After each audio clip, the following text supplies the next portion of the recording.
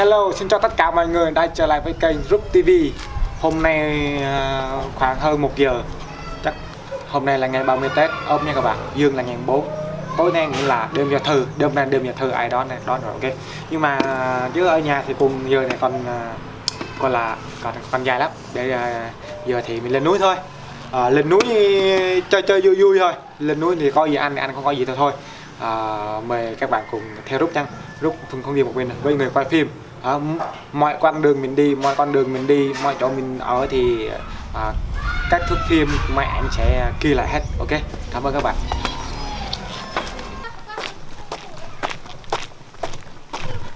Hay luôn. Như các bạn đã thấy thì hiện tại nước đang khô rồi đó. Giờ hiện tại thì ở Gia Lai trời quá nóng các bạn ơi, trời quá nóng thì nước nó khô rồi, giờ không uống được rồi, mình đi tiếp thôi.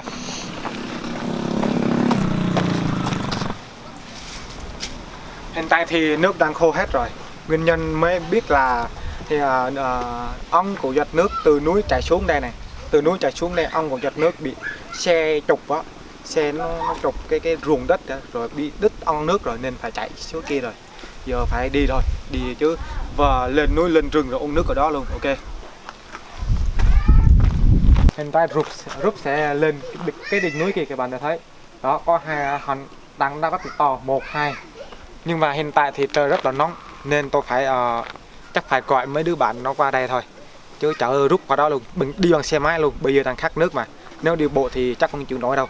Bây giờ Rup sẽ đi xe máy chạy qua đó, sẽ nhờ người cho qua đó luôn, sẽ gọi bây giờ đang kinh Tết rồi, chắc họ ở nhà thôi. Ok. Gọi điện thoại đã. Bây giờ thì Rup sẽ gọi, nếu tính ra thì nếu một mình Rup thôi sẽ 1 xe. Nhưng bây giờ là có người quay phim này cho Rup nữa thì gọi 2 xe. Họ đi bao nhiêu thì cho họ kệ, họ đi bao nhiêu cũng được. Thì gọi là đây. Cái thằng này chắc ở nhà biết mà, cái thằng này ở nhà biết mà. Đó đang rung chuông rồi bạn ơi.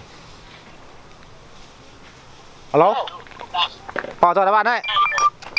Đủ. Đâu sang cái chứ? Bảo bạn ơi đến đây. Nè thôi, đi xin đâu bạn ơi. Rồi hiện tại thì họ đã đồng ý sẽ chạy qua đây chở Rup lên núi. Ok. Hồi nãy Rup quên gọi cho 2 xe, bây giờ thì nhanh tin cho nó tìm dùng một bạn nữa. Rồi ok, đã nhanh tin xong 2 người.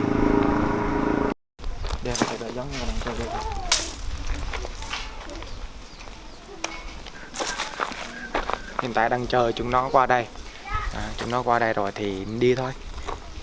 2 xe. Ok. Chờ đợi thì đã có tiếng xe chạy vào đây. Ok. Đó. Wow, 3 chiếc xe luôn. Thật không ngờ là 3 chiếc xe luôn các bạn. Đó, chiếc xe. 2 chiếc xe. Rồi, 3 chiếc xe. Như các bạn đã thấy thì hiện tại Rup đang có 3 chiếc xe. 1, 2, 3. Đó. Hiện tại thì đang gần Tết rồi, mấy em nghỉ học nữa là thì ở đây cũng rất là rảnh. Thì mình đi lên núi thôi. Hiện tại đi lên núi thì Rup sẽ đi xe này. Đó, Rup sẽ đi xe này. Còn một xe đây là Rup sẽ đưa cho người đi, chở cho người quay phim lên đó, quay tới Rup á. Thôi, anh em mình đi thôi. Ok.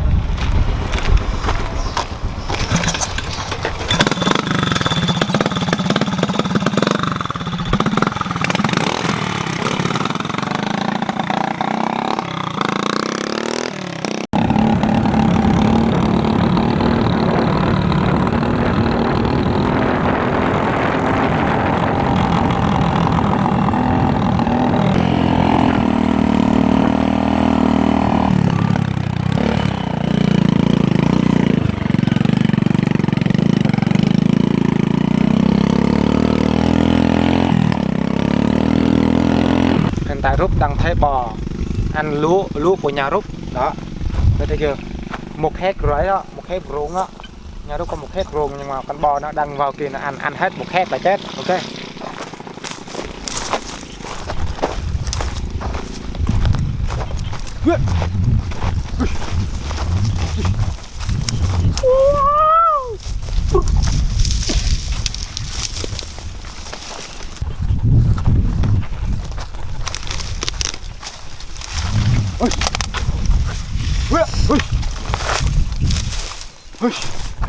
Bây giờ thì tiếp tục đi thôi. Bò ăn lu nó về phía bên này rồi đi tiếp. Đi.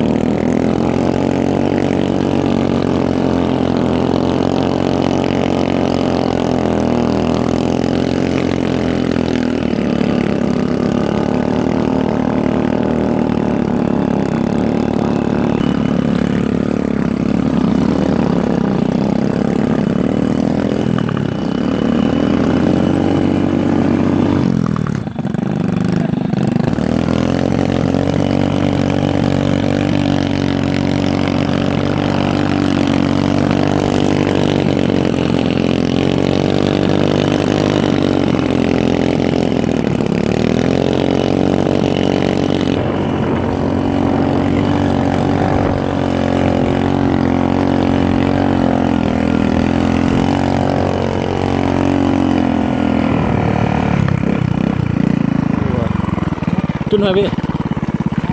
Wow.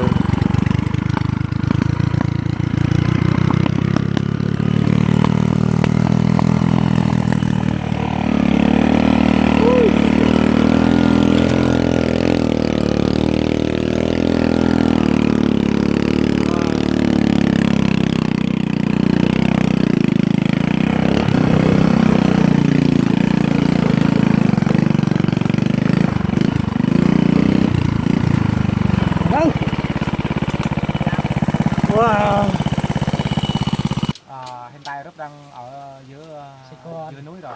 Hiện tại đang có nước chảy này đó. Đó, có nước chảy đó. Như bạn thấy đó, đang có nước chảy. Hiện tại giờ đang rất là khát nước.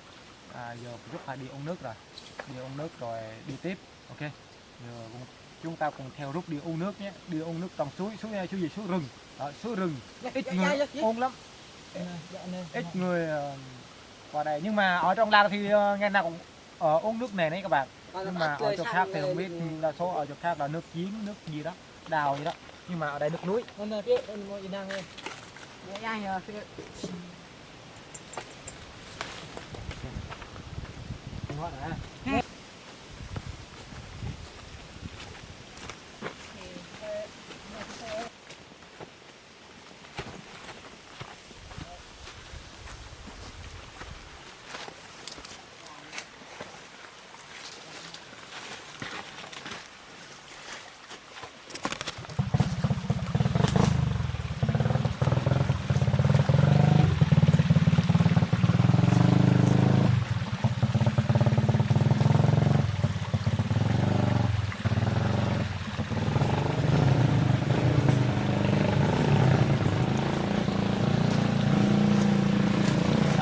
Qua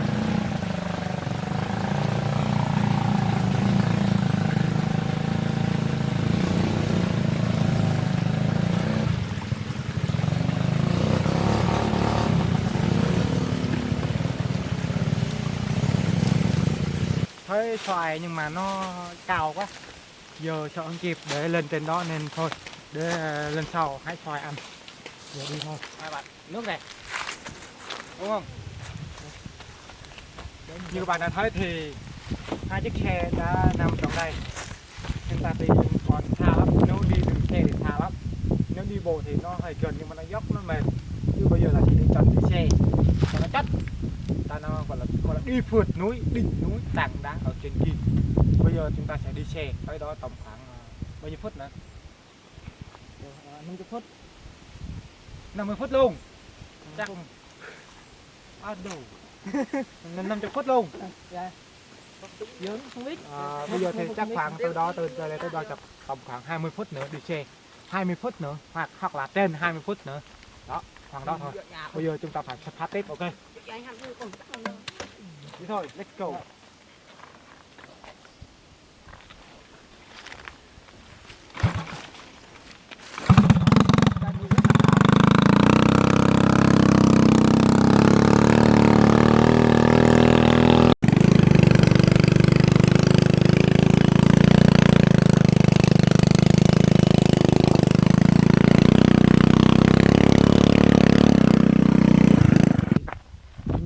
Đang đi trên đường thì tầm khoảng hơn 100 m, 150 m vậy đó. Thì bắt gặp ở đây thì bằng nên dừng xe lại ở đây. Tìm thấy dừng xe ở đây thì giới thiệu cho bạn luôn. Như trong núi ở rừng thì như bạn đã thấy thì đây là cây xoài này. Hiện tại cây xoài đang rất là xanh tốt. Vừa là ở nơi đây có thể trồng được cây xoài đó, rất là xanh tốt. Mà đất nơi đây rất là tốt cho các cây trồng. Như bạn đã thấy đi đây là quả người ta thường trồng ở trong nhà này đó, lá nó giống như quả, giống như mùi như quả chanh, nó quả quýt gì đó, nhưng mà cái trái nó to to đó. Dịch ra chúng tôi gọi là quả pung đó, quả pung. Như ở bên cạnh thì đó, đây này đó, tiêu đây là cây tiêu đó, rất là xanh tốt đó, rất là đẹp, rất là xanh tốt. Ở đây có thể trồng được các cây như thế này, nó cao thôi. Đây là cây bơ lơi cây bơ lơi. Như các bạn đã thấy thì ở trong nhà này đó, nhà này là hồi trước là người ta ở để gọt mì ở đây luôn. Khi gọt mì thì ở nhà xa quá về thì mệt, nên người ta dừng lên cái trại ở năm trước rồi. Nhưng mà năm nay người ta không trồng nữa, người ta để lại nên nó bị rách rồi xấu xí rồi đó. Đó, người ta thấy.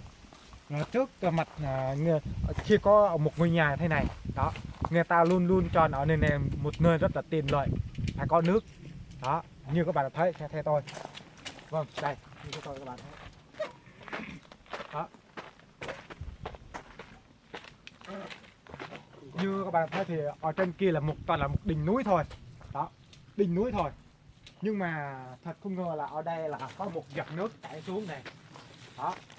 Cái giọt nước, cái giọt nước này nó chảy xuống từ trên kia. Giờ người ta thấy nước nó chạy ở dưới đất á, nên người ta lấy cái ống bỏ vào kia, lấy nước từ trên kia thôi, dưới kia thôi đó, ở chỗ cái đá này thôi. Qua đây có một nước, từ đây là dưới kia là hết nước rồi, là biến mất luôn đó, biến mất luôn. Đây là kinh nghiệm những người sống ở rừng đó. Những người sống ở rừng họ tìm chỉ cần một khúc nước vậy thôi, họ uống, chứ dưới kia là hết nước.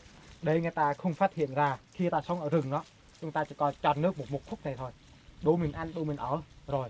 Dưới kia là không bao giờ có nước nữa, mất nước, để người ta không theo cái dấu nước đó mà thấy cái chỗ mình ở đó. Đó là cách sống ở rừng để tránh nhưng là gọi là tránh những đối thủ, tránh những kẻ thù đó, bằng cách là sống như vậy. Đó là kinh nghiệm của người già ở đây đó. Như bạn đã thấy đá rồi đó, có nước rồi. Cảm ơn các bạn. Bây giờ chúng ta sẽ đi tiếp cái là con đường này.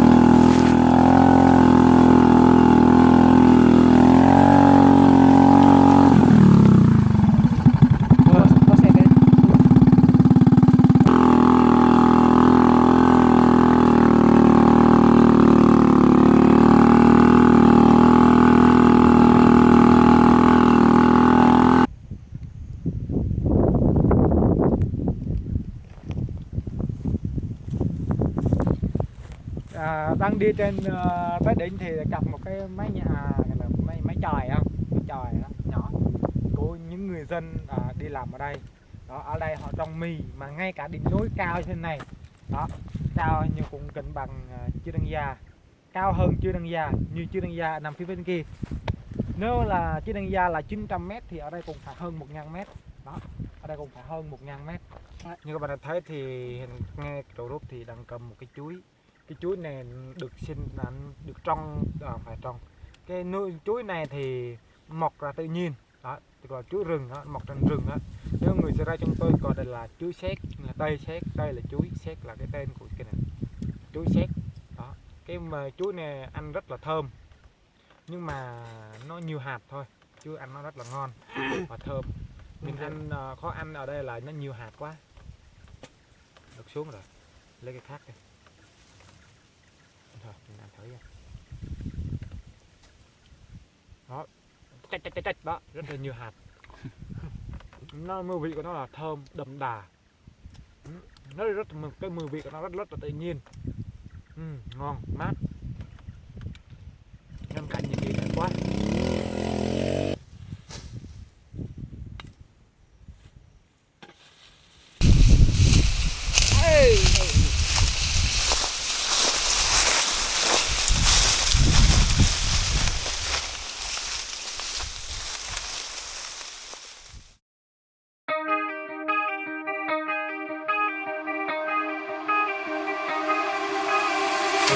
Time stops when I'm falling for you.